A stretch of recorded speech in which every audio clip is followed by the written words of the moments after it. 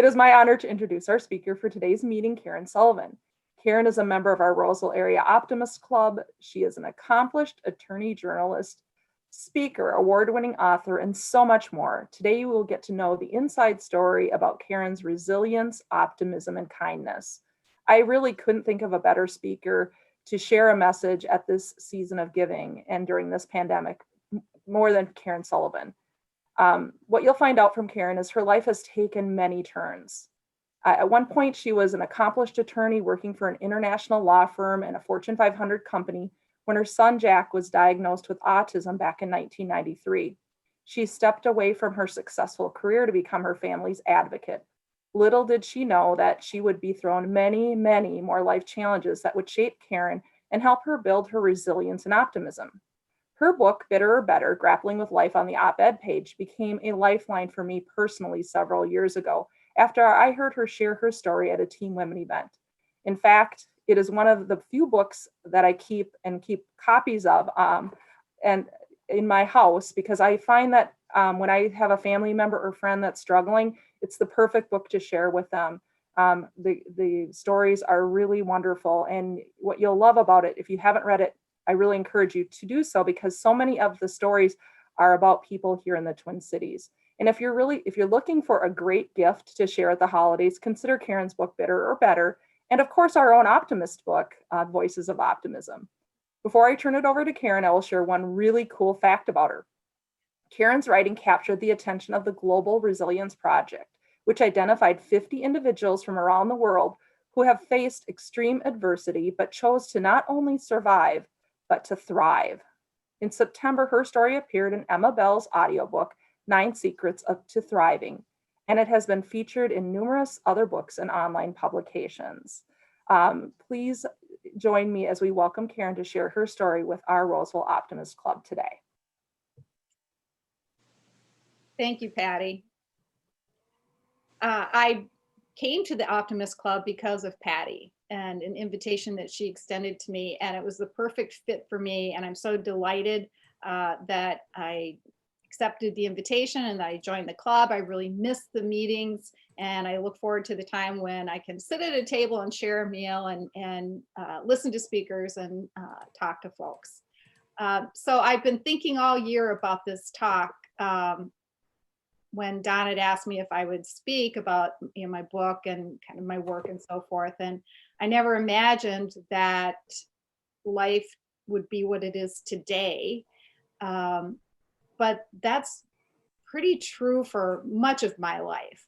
I don't have time to get into the whole story, so I thought I would start with the point at which I responded to an inclination and on a whim wrote an essay that I sent to the Pioneer Press. And that was in the summer of 2007.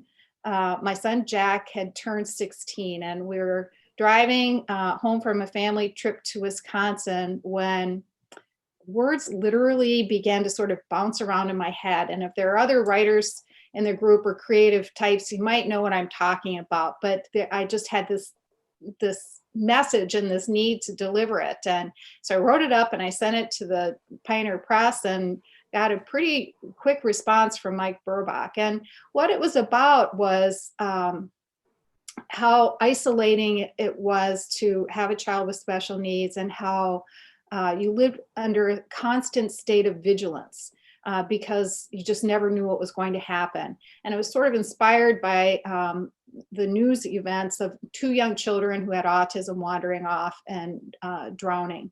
And I sort of reflected at that point in time of, wow, my son's 16 now, and he's never going to get his driver's license, and he's probably never going to marry. And if you have a child with special needs, you know that you go through these waves of grief.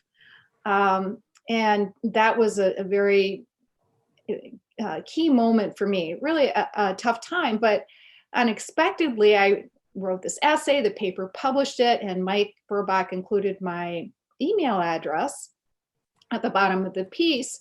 And I started getting all these emails from people saying, thank you for writing your piece, because your story is my story, but I can't put it into words in quite the same way. But now I can share this with other people.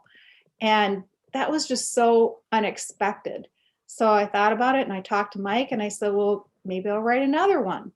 And so I did and got more encouragement. And so that just sort of whim launched me into an unexpected, new phase of my life. And that's pretty much the way I rolled. I had a very eventful and unusual childhood. I don't have time or inclination to get into it today, but it's all in the book if you're interested. But just suffice it to say that I became very skilled at responding to unexpected events and to seizing opportunities, and was very disinclined to do much in the way of planning because that just never worked for me. Things were always changing in my life. But I became pretty skilled at grabbing onto opportunities. And so that's what I did. And over the next 13 years, I wrote, I think it was maybe 260 pieces for the paper. And pretty quickly concluded that I didn't want to just write about autism because, frankly, I'd stepped away from a great career and had become very consumed by my son's needs. And this is at a time where the only thing that people really knew about autism was what we saw in the movie Rain Man. There just wasn't much information. And so I did a lot of digging and went to seminars and spent a lot of time reading and researching and trying all sorts of different things to help him to develop the skills that were lacking, as well as to deal with medical issues. And so while other moms were out there being sort of warrior moms, doing similar things for their kids and making a career of it, I said, I can't do it. I need something else in my life. And so I recognized that my struggle at that time was with my son's autism, but everybody has a story. And people were dealing with all sorts of things. And so I went on to write about issues that were timely, and in some cases I was a little on the forefront, and wrote about addiction and the challenges of having a family member with Alzheimer's, and just generally being a caregiver. And the opioid crisis. I wrote about that years ago, and now, of course, we're not hearing very much about it because there are other things that are taking the forefront. And so I did a lot of writing about raising awareness, and it was useful for me personally because I'd lost first my dad and then my mom to cancer. So at 23, I was without a parent or an adult in my life to help me figure out how to navigate life. And so as I started getting into this career of writing inspirational stories, I learned so much from people. And I realized that we're all students and teachers at different times and in different ways. And so it was very fulfilling for me and kind of helped me to fill in some gaps that I had in terms of struggling to figure out life, because I was a step parent. And if there are step parents in the group, I think it's actually harder than being a parent. The rules are so nebulous, and it's just a tricky situation. And so, that was something that I was aware of, never really delved into because it's a sensitive issue, but it was one of many. As time went on, there were more things that happened. My family dealt with my husband's heart disease. I had breast cancer. Shortly before, our 10-year-old daughter was diagnosed with a rare disease, the only cure for which was a bone marrow transplant. So it turned out that my son with autism became my daughter's donor and helped save her life. But there was a long caregiving piece there for me, and ongoing issues there. So we had a lot of stuff, and I wrote about some of the things, and I learned from other people about how to deal with these things. Still not doing much in the way of planning, just responding, paying attention to what was happening and reaching out to people and seeking opportunities to share stories. And I'd been working at home since 1993, which is not something I ever imagined I would do, and really needed more connection with people. So I started doing the speaking and really enjoyed that because you get a lot more feedback. You don't get it with a Zoom call, but I loved standing in front of people in a room and sharing stories. And inevitably, people would come up to me afterwards and share, some of their own experiences. And so I learned more that way. And eventually people started saying, well, you should write a book. And I said, well, about what? Well, your story. And I really didn't want to do that. I'd had a lot of things that had happened in my life that I hadn't shared publicly with people, and I really wasn't comfortable with it. But I kept getting pushed in that direction. And so ultimately, I did kind of a hybrid memoir, a chicken's memoir, where I shared some of my story, but then I blended in stories of people who I had written about, all of whom had taught me something. And as Patty mentioned, a number of them are or were locals. A favorite was Vince Flynn.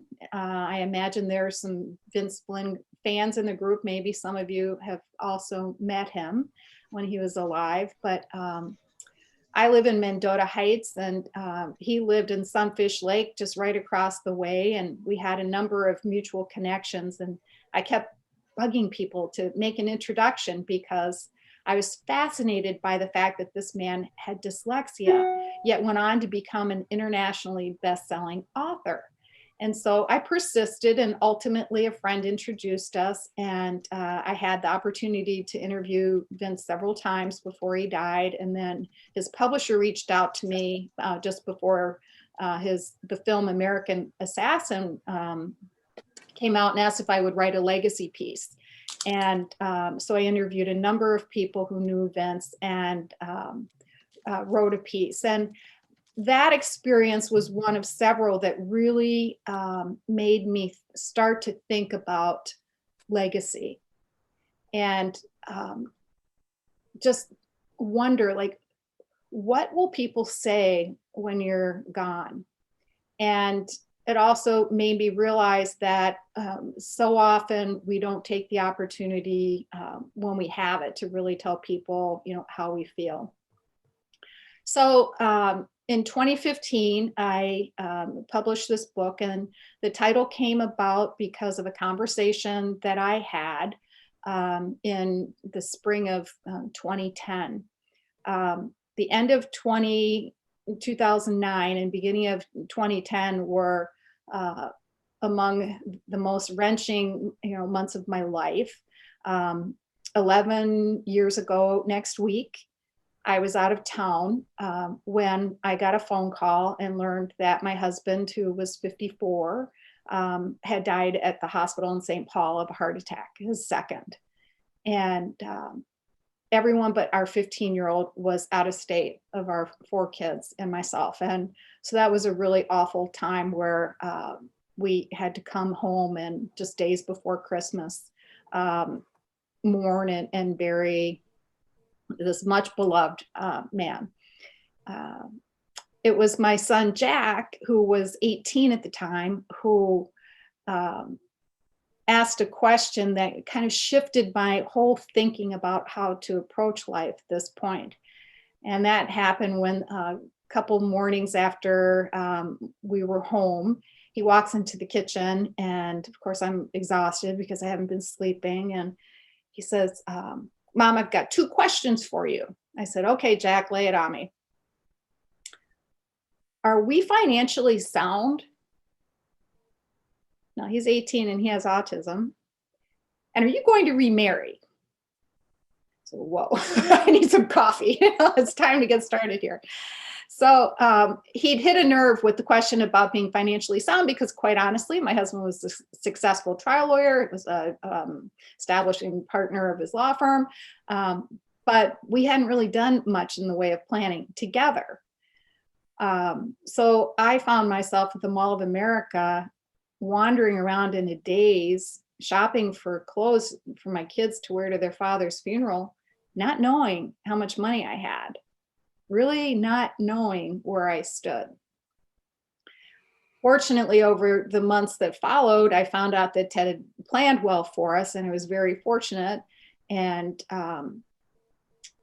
unfortunately, we hadn't done that together, so it was a stressful time for me. But I can assure you that I have more insurance than anybody you've probably ever met. I have a will and a trust and everything you need, living, the healthcare directive, everything that you could possibly do to plan, including a burial plot right across from where I live now at Resurrection Cemetery, because I had to make some really difficult decisions at the worst possible time, because we hadn't had those conversations and because we hadn't planned. And I didn't want my kids to have to go through that again. I didn't want to have my siblings or my friends or anybody make those decisions for me because I hadn't taken the time and care to make them myself. And so if there's one message that I can really emphasize for folks is it's a real gift to your loved ones to take the time to do that kind of planning. And it's a gift to yourself because I don't have to worry about it now. It's done. So life moved on, and 2010 was just a rough year. Within a few months of my husband's death, one of my best friends lost her husband also to a heart attack. And months later, friends lost their dad. And so I found myself seeing the same people over and over at O'Halloran and Murphy, and listening to eulogies being delivered about people, and thinking about, wow, I wonder if they knew that people thought that way or felt that way about them while they were alive. And so it really made me think about the importance of telling people that they matter when we have the opportunity to do that. And this year has been so unsettling and bizarre because we have death counts in the newspaper every day. We're constantly reminded of death. And so if ever there was a time to sort of embrace these messages, the importance of planning, and also the value in sharing with people how you feel about them, it's now. It's now. So life went on, and in the spring of 2010, I was invited by friends to the annual fundraising event at St. Thomas Academy. My stepson had attended there, as well as my friend Ann's son. And Ann was the woman who was widowed 76 days after I was widowed. So we got dressed up, we went out, and went to St. Thomas, had a couple glasses of wine, and then my friend introduced me to a priest named Father Johnson. And it was not my typical way, but there was something about him, something about that evening where I sat down and I started pouring out my heart to him, and kind of presenting the questions that kept me awake at night. So many of the why questions. Why had my daughter lost her dad at the age of 15 as I had? Why had Ted died of heart disease when I survived cancer? All of those questions for which there are no answers. Why had some people been so incredibly helpful and others so hurtful in some of the things that they had said or done or not done? And so we had this conversation for a while, and then he just kind of took a breath and said, Caryn, I can't give you answers to all these questions, but I can tell you that in the face of adversity, we all have a choice. We can be bitter or we can be better. And so when it came time to write my book, there was no other title that would have fit so well as, those three words, bitter or better. I, later learned that it was actually a man who'd been in a concentration camp who, first said that. And Father Johnson had just repeated it, it's universal. It doesn't matter what your faith or your life experience is. It's so true. We've all been at that crossroads where something has happened in our lives, usually unexpected, and oftentimes not as a result of our own actions, but something has happened to us. And we're literally at a crossroads, and people may feel that way now. You know, there's a loss of a business, relationships have fallen apart, loss of opportunity, loss of freedom, so much that has happened, particularly this last year. And we can't control so many of the things that are going on around us, but we can control our response. And that's often easier said than done. Personally, I will say this has been a really hard year to live what I call the better choice. I resolved in April of 2010, when I heard those words, that I was going to live the better choice. And I've spent a lot of time and energy sharing inspiration and trying to create a roadmap for people. That's really what this book is a roadmap of how to live the better choice. But it's been difficult this year. But there are enduring stories and examples of how people have done it. And so I thought I would just share a couple of my favorites. You know, most of us tend to be a little bit older, so these may resonate. Some of you might have known Dick Long. His family had Long Cadillac in St. Paul. Dick was the father of, well, many, but in particular, Rick Long, who he and his wife, Tricia, were neighbors of mine in Mendota Heights. And I used to watch when Dick would drive up in his Cadillac and get out and go greet his grandkids and spend time over there, because my kids' grandparents lived in Wisconsin. We only saw them a couple times a year. My parents had died and my kids never met them. So we didn't have that kind of family relationship. And I so envied that.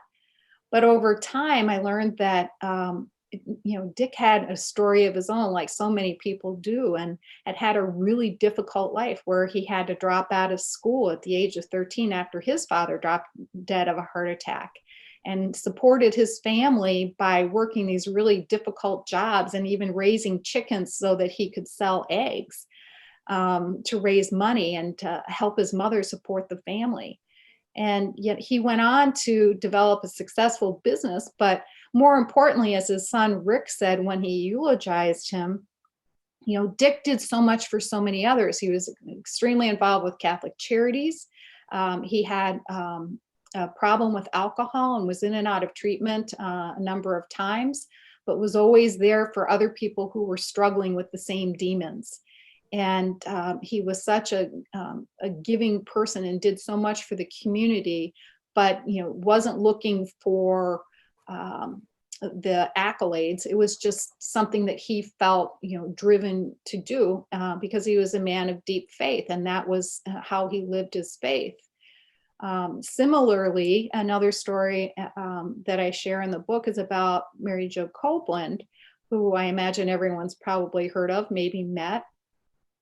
You know, this tiny little woman who was feisty as all get out, had a really, really difficult childhood where she was treated horribly by her parents and neglected by her mother. When I interviewed her, she told me about how her mother once had put garbage in her lunch bag and sent her off to school, how she would be neglected in terms of her hygiene and wouldn't get her baths and so forth. Well, we know that Mary Jo went on to, you know, create Sharing and Caring Hands, and, you know, will bathe the feet of strangers because she believes that everyone is entitled to have dignity in their lives and be treated well. And she told me that she felt that this was what she was called to do. This is what God wanted her to do, this work. And so she did it. Even though she has 12 children, she completely devoted herself to the service of strangers to make life better for them. And so, you know, I find stories like that so remarkable. If people can move past these really dark moments in their lives and bring so much light to other people, as she did. So those are a couple of my more favored stories in the book. As I said, over the years, I've done a lot of speaking and shared a lot of stories, but I got to a point this fall where things just felt different. And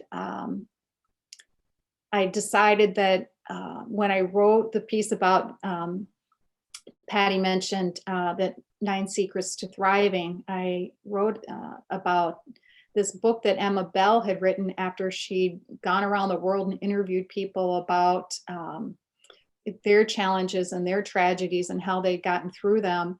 And one of the themes that came out was that thrivers really embrace the concept of self-care. And by the time we'd gotten to October, I thought, that's something I need to pay attention to, because I felt like I was faltering. And when I looked at the body of work that I had done, just part-time, I tried many times to, push my editor, can I write more often than twice a month? And it just never happened. I don't know why. But I thought, I've written all of the stories that I feel like I need to share, and now I need to be done. And it was around that time that my son moved home after living away for 10 years. And I now have officially become his caregiver. And we're having an opportunity to live together, adult and adult, although he's kind of a child adult. And I'm trying to figure out how I can more directly help him to live his best life. He's had staff providing support to him in an apartment for 10 years. And there were a lot of gaps that I didn't realize were there. And so while I felt like my writing and speaking and creation of this book and all of the stories, all of which, by the way, are on my website if you're interested, was a way of helping me to heal and help me to find purpose in a lot of the pain that I had gone through, I felt like that chapter of my life is behind me. Because one of the strategies that I talk about in terms of living the better choice is to look up and to reach out. And several years ago, I did that. I responded to a message on Facebook that said, you may know, and found that there was a man who had also been widowed, who happens to be the CEO of Minnesota Realtors. And I have a lot of realtor friends on Facebook. And I reached out and invited him to coffee. And 2 years ago in September, we were married. And we blended my already blended family with his. And between us now, we have 7 adult kids, 5 married, 1 with a partner. She says she's never going to marry. And then my son, who will never marry, and 8 grandkids. So with everything that was going on in the world and concerns about schools staying open, I thought my family needs me more. So I've kind of gone full circle from 1993 when I stepped away from my career because my family needed me more. And I wanted to be available to help out if the grandkids couldn't go to school and the parents had to still work. And to really focus on Jack and trying to get him ready for whatever is next. Because as I promised my husband, him living in our basement is not a forever thing. And so I think that it was just the right decision for me at the right time. And this is probably my last talk, unless somebody comes to me and offers me the really, really big bucks, which for sure doesn't happen on Zoom. So it's fun that I get to share this with you here in the Optimist Club, because the Optimist Club has also been a source of some fun stories for me to share as well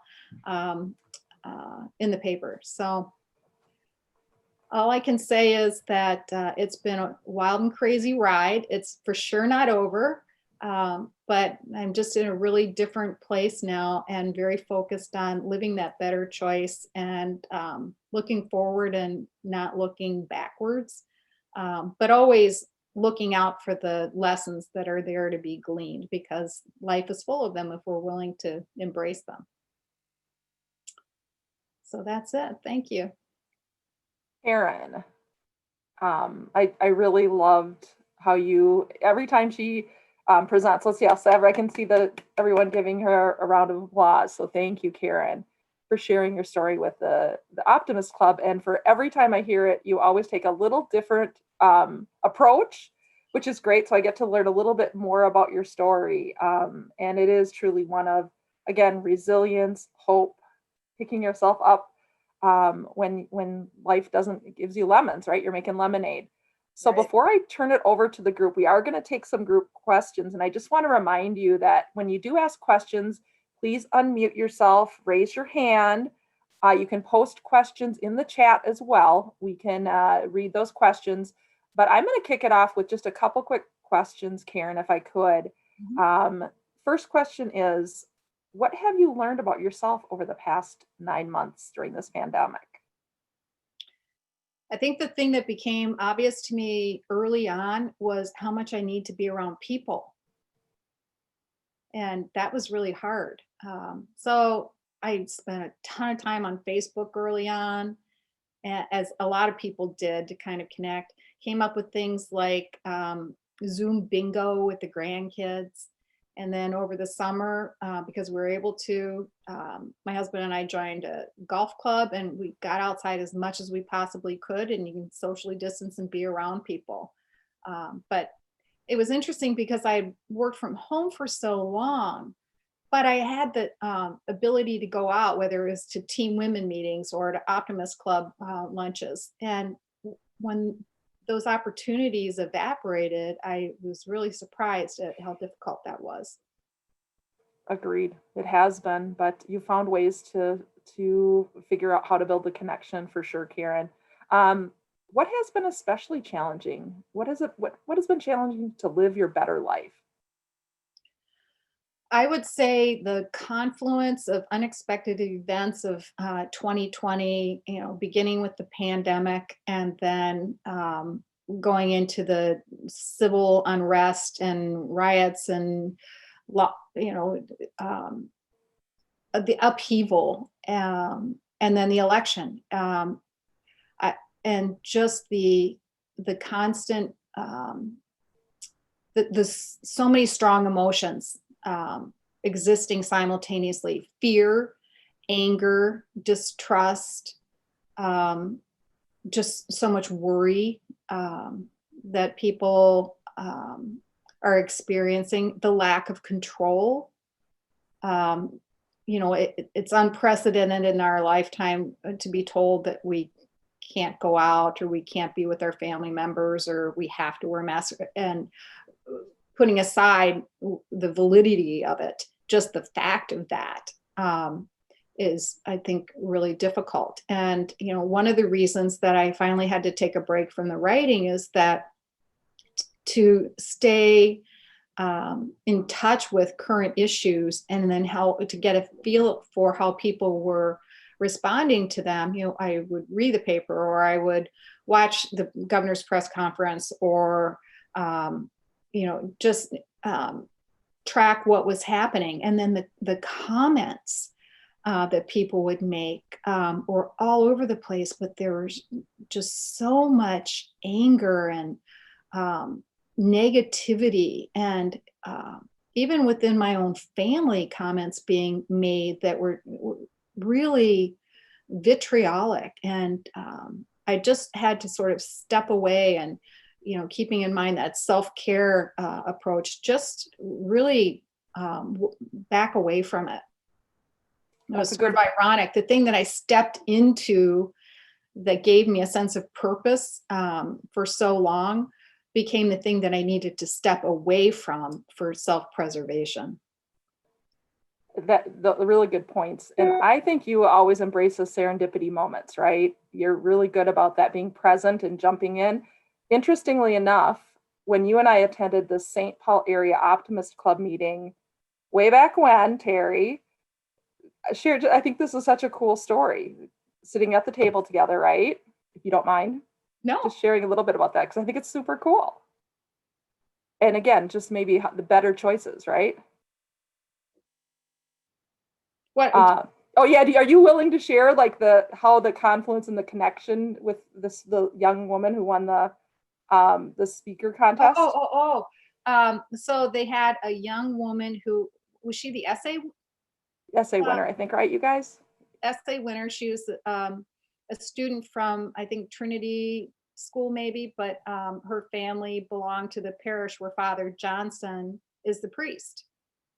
Is that what you're talking about? Yeah, that's exactly it. And so again, how your worlds just come together, and like you said, what you started at is where you are back to now, and how much you're embracing that and making the better choice.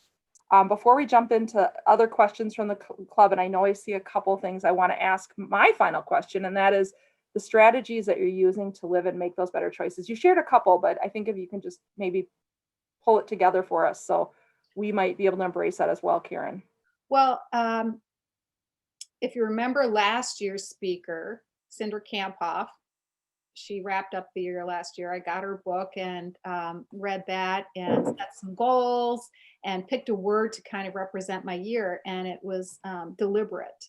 And so I thought 2020 was the year that I was really going to be very deliberate and thoughtful about how I live my life. And I've continued to do that. So I see one of the questions here are, what are your physical activities for keeping stress down? That's an interesting question, because when I was debating about whether to continue my work, my husband said to me many times, I don't care if you want to go to the club every day, if you want to play tennis, what you want to do, whatever makes you happy, do that. I was like, wow, that I haven't had like that luxury ever. And so I said, I'm going to do it. And so I signed up for spin class and Pilates twice a week and tennis twice a week, and go for walks. And then we're paused again. And that was really hard. So that was when I said to my husband, who can work from anywhere, let's go to Florida, because it'll be warm and we can walk outside there. We can play golf. We can do whatever. So we drove 21 hours to Florida and got there the week after it had been 70 and it was in the 50s. But we did still play golf and tennis and pickleball and went for walks on the beach. And so that's really important. And I'm trying to do that. And I hate winter. So I don't really want to walk outside, but I'm not going to have a lot of choice about it. You'll be better, not bitter, right? Anyone, again, if you have questions, you can type them in the chat box, or if you have a question, you want to unmute yourself and ask the question of Caryn, that would be great.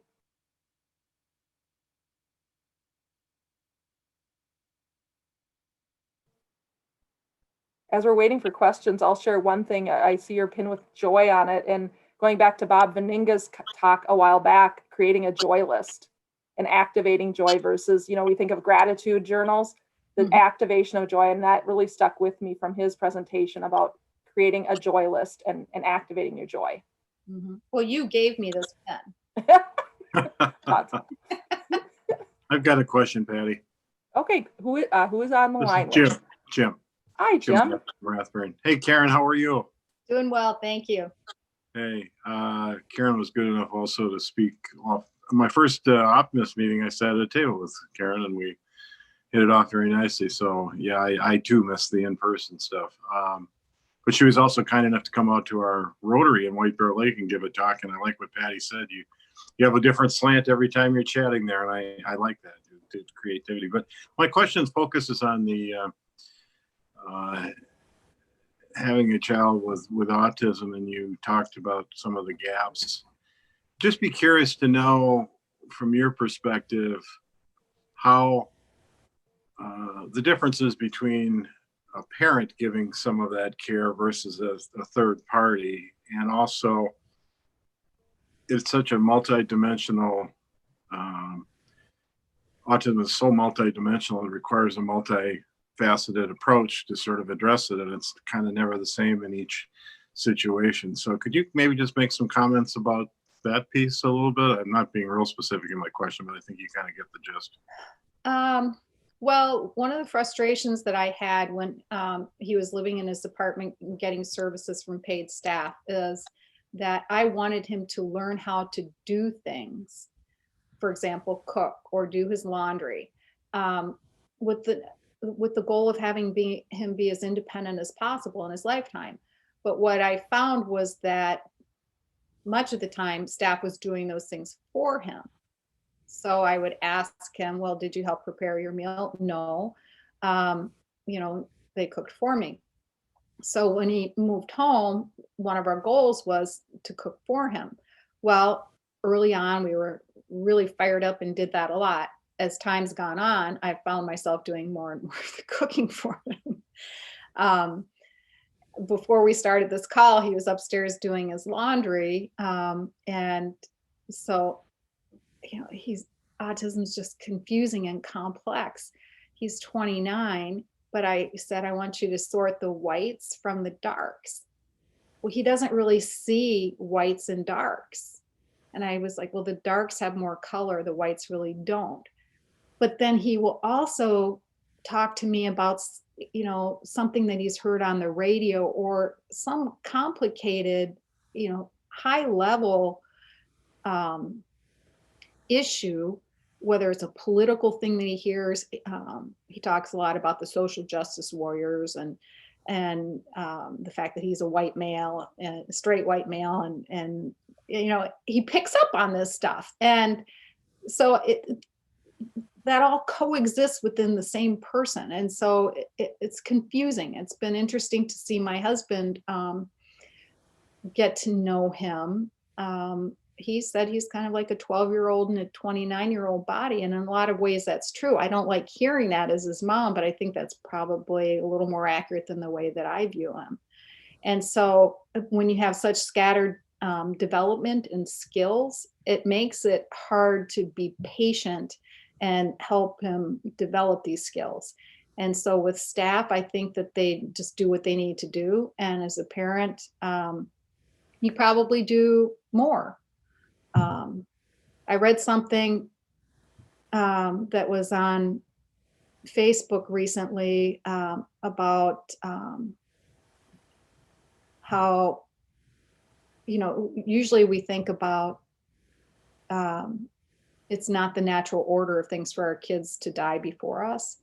But when you have a child with special needs, you kind of hope that you'll live maybe one day longer, because who will ever take care of them in the way that you do? Who will ever love them in the same way or have that same level of patience or commitment? They're hard things to talk about or think about, but it's pretty true. I don't know if that answered your question, Jim. Caryn, hi, my name is Bill Farmer. In listening to that question, I thought of the sort of contradictory nature of what you learned from Emma Bell of self-care, and then immediately you talked about caretaking of your child. And so, immediately what I thought was, how do you get an autistic son to, be efficient or effective at self-care? And it sounds like in your last answer, you were heading in that direction. Is that correct? And can you share more about what you can do to get somebody who probably societally is, excluded from the concept of self-care, to be able to take more of the responsibility for their own care? Well, it's hard with him in particular. A lot of it's grooming or diet or exercise. And I really hate to play these cards, because my kids already have a lot of stress because they lost their dad and their mom had cancer. But I try to kind of gently say, you have to take care of these things because you've got bad genes, or if you don't brush your teeth, that could lead to heart disease. Or now we just found out he has high cholesterol. Lost your sound, Caryn.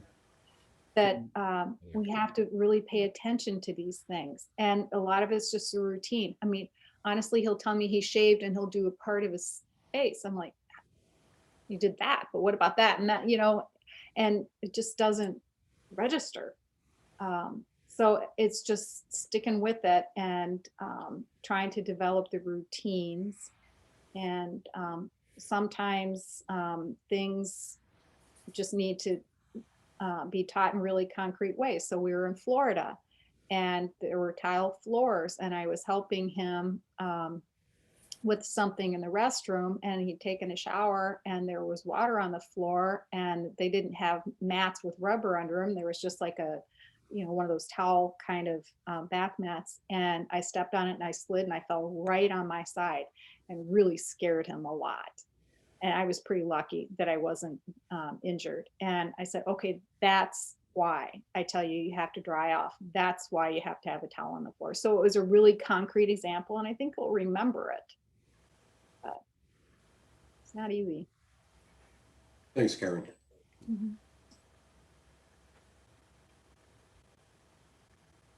Hey, Caryn, question. I'm Kevin Sandstrom. We met, I don't know, a couple of years ago at this point, but I have a blended family too. Primarily my wife is a stepmother to my daughter from a prior marriage. And I certainly understood your comment about step-parents can have an even harder job than parents do. Any tips or tricks you recommend for stepmoms? Oh boy.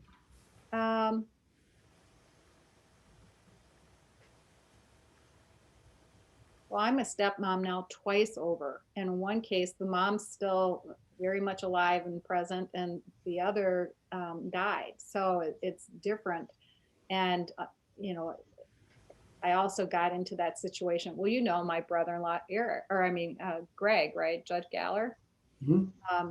So I know that for my current or newest 3 stepsons, they'll never view me as their stepmother. They'll look at me as their dad's wife.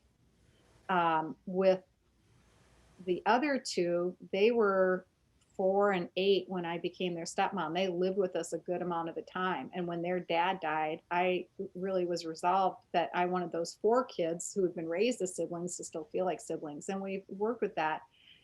It makes a big difference whether the other parent is on board with the step parent's role.